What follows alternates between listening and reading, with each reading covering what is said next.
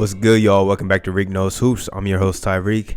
And I'm not going to lie to you guys, I did not watch 1 second NBA basketball tonight. I was tuned in to that Elite Eight March Madness game between Michigan and UCLA.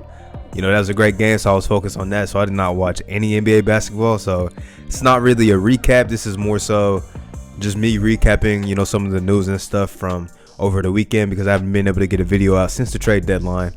So I'm going to be talking about some stuff like with the Nets, the Lakers, and just, teams making moves and stuff. So be sure to leave a like and subscribe if you're new. And, this is a hub of NBA content. So if you enjoy that kind of content, this is a place for you to be. So let's start with, I want to talk about the Brooklyn Nets because they made another addition. And me personally, I'm not really too sure like how this really affects their team so much because it's another player that we didn't really get to see play with the team that they were currently on. And that's LaMarcus Aldridge, kind of similar to Blake Griffin. Didn't really play too much in San Antonio when he was on the court. It seemed like he was playing at half speed. So, we don't really know, how good he still is at this age. But, if it's anything like Blake Griffin, I think Blake Griffin has shown signs that he can still play basketball. He's still a pretty, good NBA player. And I don't know, that's just another addition for the Nets that just makes them, more of a versatile team offensively. But I'm just I'm intrigued because they made a lot of additions, and even the guys that they were rumored to get, like a JJ Redick or a Norman Powell, somebody like that. It seems like they're not addressing the defensive issue that they've had this season because they're still not a very good defensive team. But it seems like they're just going all in on being elite offensively, which it is turning into an offensive game. But when the game slow down in the playoffs, you got to be able to get stops. So I'm intrigued to see how this team, really gels together, making all these moves. And they have, a lot of bodies that are capable of getting playing time. I still think Nick Claxton should get the majority of the minutes at the big man at the 5 spot. But they're very interchangeable. Now they can run LaMarcus at the 5. They can run Jeff Green at the 5. Still got DJ, who I think he'll be big in the playoffs when it comes to situational type of series, like maybe against Philly or against the Bucks, matching up with their bigs. But a lot of people think this is again bad for basketball, but it's to be seen because it's scary for this Nets team because they haven't played that much together. I think KD hasn't even played 20 games this season, which is kind of crazy. And he was playing very good when he was on the court, but he hasn't played in so long. And even James Harden and Kyrie have both been there, but James Harden's played the majority of the games. Kyrie's been, sitting out here and there. I think he's still sitting out some back-to-backs. They're making these additions. Blake Griffin just started playing for them a week and a half ago. LaMarcus, I think he's set to play by the end of this week. And, they're adding a bunch of guys. Jeff Green's been out of the lineup some. Inconsistencies with Nick Claxton getting PT and stuff. They're integrating Bruce Brown a lot more. So, chemistry is a real thing, and especially in the playoffs with a first-year head coach, a bunch of players that have not played together or at least played much together this season. So they got a lot of stuff they still have to work towards going into the playoffs. So this last, 30 or so games of the regular season is going to be important for them to get their chemistry right. But we'll see how the Aldridge pickup, plays out. I'll definitely, touch on that when he gets onto the court later this week.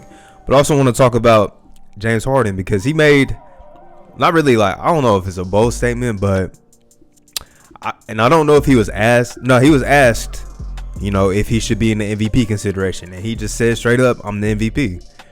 And I like the confidence. But I've been wanting to say that the MVP race is it's so wide open this season. And I've changed my MVP fluently all year long. I think I've said almost every top 5 name that I could. And even Giannis is making a good run now. Giannis has been playing really well lately. The Bucks have been balling out too.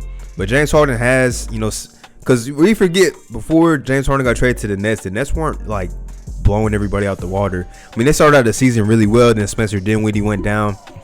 And, they just started to slow down a lot. And I think KD missed some time. Kyrie missed some time. So this team wasn't, I think they were 10-8 at one point or something like that. Then they traded for James Harden. They've been rolling ever since that point.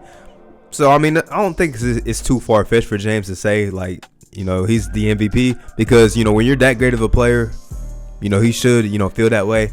He's definitely in the conversation for me. But this is a race that's so it's so close, and it's so close between like 5 candidates. Like, if Braun and Embiid were still on the court, there's a legit, like, I think 5, maybe 6 MVP candidates, off the top of my head right now. Like, Dame's been amazing. Dame has been amazing. Giannis is making a push. Jokic, in my opinion, he's the MVP right now, given that Embiid, who was previously my MVP pick, has missed like the last couple weeks, and Braun's supposed to be out like another 3 to 5 weeks, apparently. So, that's, hurting him in the race. And, there's probably some other guys that, have small consideration, but those are the main names that are in that MVP. So about 5 players.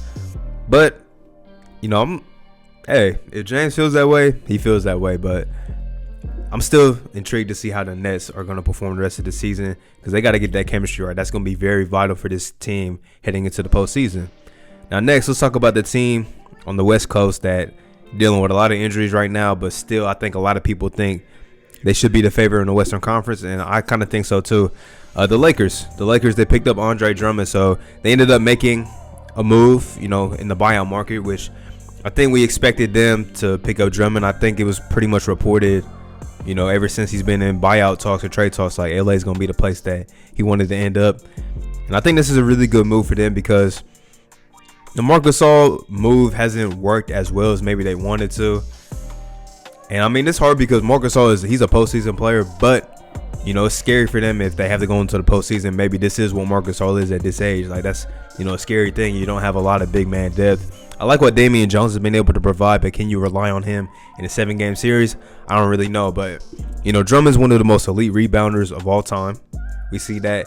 And he does do a lot of questionable stuff offensively. Like, he puts up some bad shots. He tries to run point center like he's Jokic, but he's not. But he's in the place where he's playing with, one of the best basketball minds ever. I think Frank Vogel's a good enough coach to, keep him on the leash just enough. And if they can have Drummond contain, because we haven't seen Drummond in a winning environment. I mean, I know Detroit's had like a couple of postseason teams, but, it's never been great structure in Detroit. Seeing Drummond in this winning environment, the team that just won the championship last year, you have LeBron James, who's making the finals pretty much every year he's in the postseason over like the last decade. Anthony Davis is a all-time great player already at his position. I think this can be very good for Andre Drummond, and if it doesn't work out, it's only half a season. You don't have to pay him in the offseason, because I'm sure he's going to expect some money. You don't have to pay him in the offseason. But I think this is a very good move for them, just to add that big man depth that I think they've been missing since Dwight Howard ended up leaving in free agency. So it's a very good move for them. But we're not going to see all their pieces on the court. I'm not sure the timetable on Anthony Davis. Excuse me. I think he's still just out indefinitely. And like I said, LeBron was just reported to miss like another 3 to 5 weeks. So that's a big time blow for the Lakers. So they're going to have to rely on, Drummond to really come in and be impactful right away. Then the shooter's going to have to keep playing well. Like, I think I mentioned this before, this is a good time for Kyle Kuzma to get his rhythm back up. And, he's been having some good games here and there.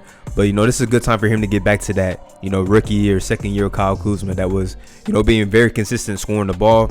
And also guys like, Montrezl Harrell, it's time for these guys to, get their rhythm, start playing well, because they're going to need these guys in the playoffs. KCP get back to shooting the ball well. So it's going to be an important time for them without LeBron, without AD. And you don't want to fall too far in the, playoff rankings. But if you're healthy, fully healthy postseason times, and you're in the field, I don't think they'll be too worried, man, because you got LeBron, you got AD. And, right there, that's a lot right there already. And then you add all the pieces that they have surrounding. That's very good for that team. So intrigued to see. I think Drummond's supposed to suit up Wednesday, so definitely excited to see him play his first game as a Laker. Some other teams just want to talk about real quick.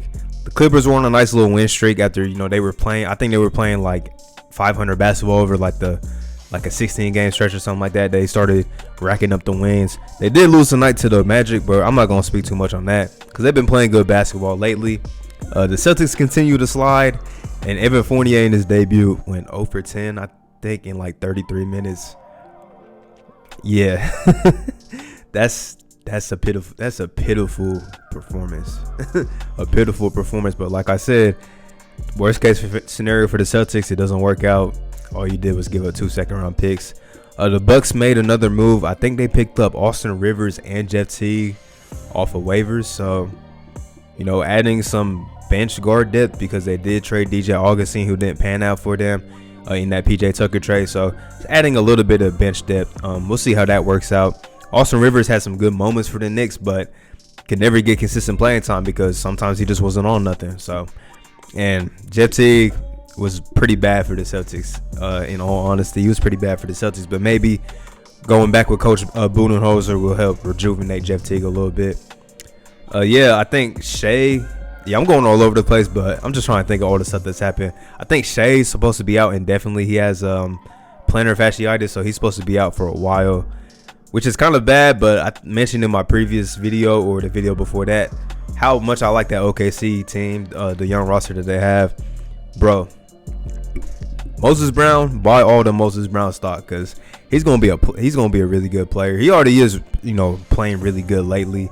But I think he might be like the big man of the future for this OKC team because he's been playing really well. Runs the floor really good, finishes on the inside, rebounds really well. I think he had like 19 first half rebounds over the weekend against the Celtics. That's a good find for OKC. And I think he's going to be a special big man for this OKC team, which I think they have one of the best futures in the league. So, the Rockets and the Timberwolves battled out over the weekend, the two worst teams. Worst teams in the NBA, which is crazy because the Rockets lost like 20 straight games, and somehow the Timberwolves are still worse than them. I seen a report. I don't know the truth behind this, but it was reported by an NBA reporter. He said, I guess D'Lo and Cat are going to be on the trade block this offseason. I don't know the truth behind that.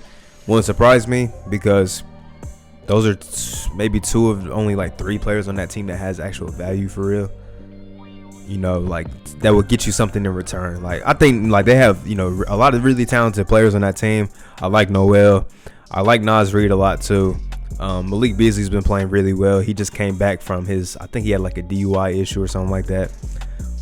But D'Lo and Cat are probably the only two players that would get you like something back, unless you want to throw Anthony Edwards in there. But like, I don't know. I seen somebody I follow on Twitter. They said like, who has the worst future in the NBA? And I think they said the Rockets. And I could see the Rockets because they butchered the James Harden trade so bad.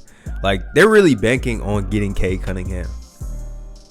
They're banking on getting Cade Cunningham, maybe Jalen Suggs or Kuminga. Like if they don't get a top 3 pick, it's I think that pick is only like top 4 protect. So if it falls out of the top 4, it goes somewhere else. And then if it like falls out of the lottery, it goes somewhere else. Like it's a weird pick. But either way, man, the Rockets are they're in a bad situation. Like they better hope that they get a top 3 pick, preferably the top pick. Because if not, you traded a top 5 shooting guard all time for basically 7 pick swaps or something like that. There was 7 first-round picks from playoff teams: Avery Bradley, Kelly Olynyk, Dante Exum, Rodney Kurucs, and I don't even know who else they traded. Like, could have had Ben Simmons and Tyrese Maxey and a couple picks, but I feel bad for Rockets fans, but I don't know, man. Yeah, yeah, man. Well, not the usual recap, but just recapping some news for y'all. But I'm gonna be back hopefully tomorrow because I'm gonna definitely tune into some games tomorrow. There's no tournament action going on, and yeah, I'll see y'all when I see y'all. Peace.